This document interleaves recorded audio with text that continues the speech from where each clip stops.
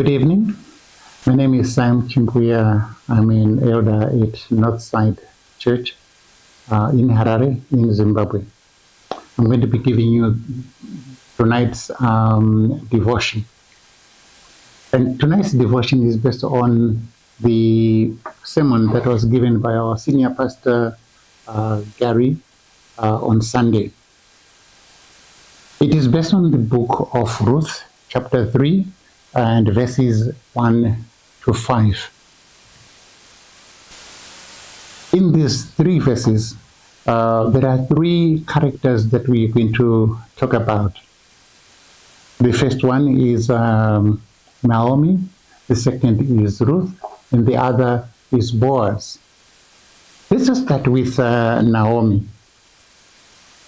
When Naomi came back from the land of the Moabites, where they had gone because of hunger and famine in Jerusalem, she came to her kinsmen, relatives of her late husband, Elimelech.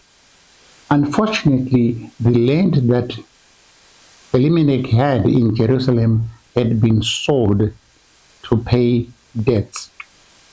In an apparent innocent move, Ruth goes out to earn a living through gleaning of grain. And it happened to be in Boaz's field. Boaz was a rich man and a kind-hearted man.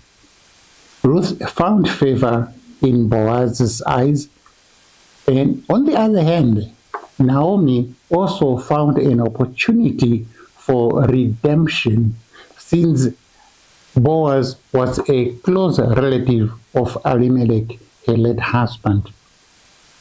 Besides, Boaz was of good standing and could afford to buy the land as well as to marry Ruth. Now, because of the love that Naomi had for her daughter-in-law and her concern for Ruth's future, she saw a second opportunity for marriage of Ruth to Boaz. Naomi shared her thoughts and plan with Ruth. Naomi wanted the plan to be according to the Mosaic law and to be also culturally acceptable, as well as to be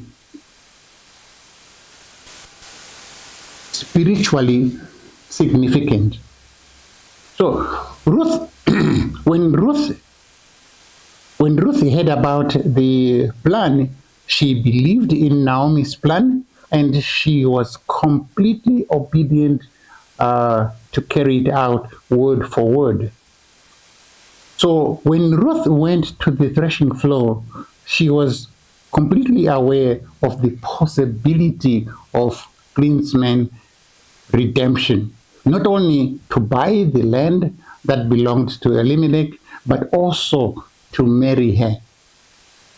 When Ruth lay at the feet of Boaz, it was a cultural act of submission as well as a request for protection through marriage.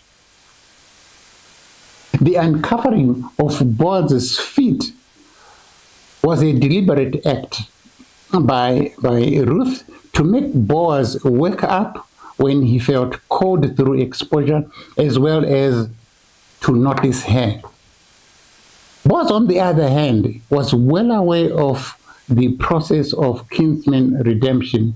He was aware that when a woman does what this woman did, there were only two options.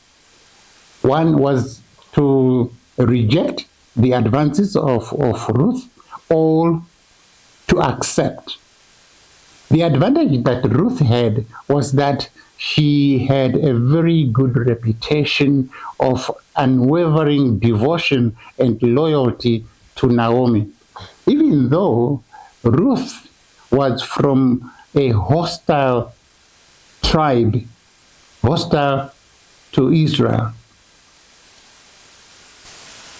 Will Boaz say yes to the proposal? The story will unfold further next week on Sunday. But suffice to say,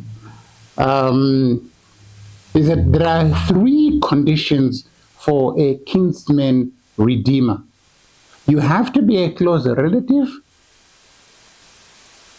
You have to be wealthy enough to buy the land. And you have to be young enough to marry the woman and have sons who will continue the bloodline of the deceased. Is Boaz willing to be a kinsman redeemer? So what are the takeaways from this story? The first is a kinsman redeemer has to be a close relative to you. How does this apply to Jesus? Jesus Christ had to be, for him to be our redeemer, he had to be born as a human being like us, for him to qualify before God the Father to be a kinsman redeemer. The second point is that the purchase price must be available to bring back the lost property.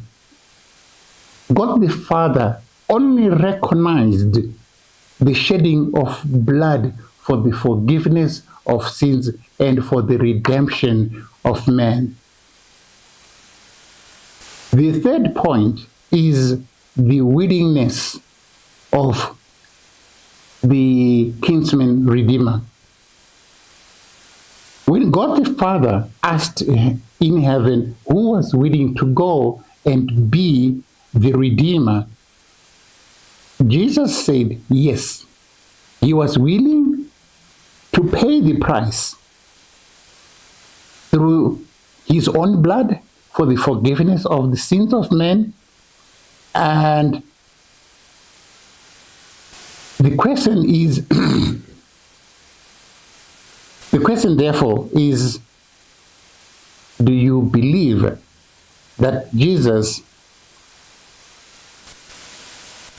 paid the price to redeem you so that you can become God's possession once again? Do you have the strong faith that Ruth displayed? The invitation is still available to you to confess with your mouth that Jesus is your Redeemer. Think about it tonight. And let's meet on Sunday and hear the rest of the redeeming grace that God the Father has made available to us. The story of Ruth gives us the insight into what a kinsman redeemer is, but also the need for you and I to believe that Jesus is the kinsman redeemer who redeems us through the shedding of his own blood. Thank you for listening. Good night.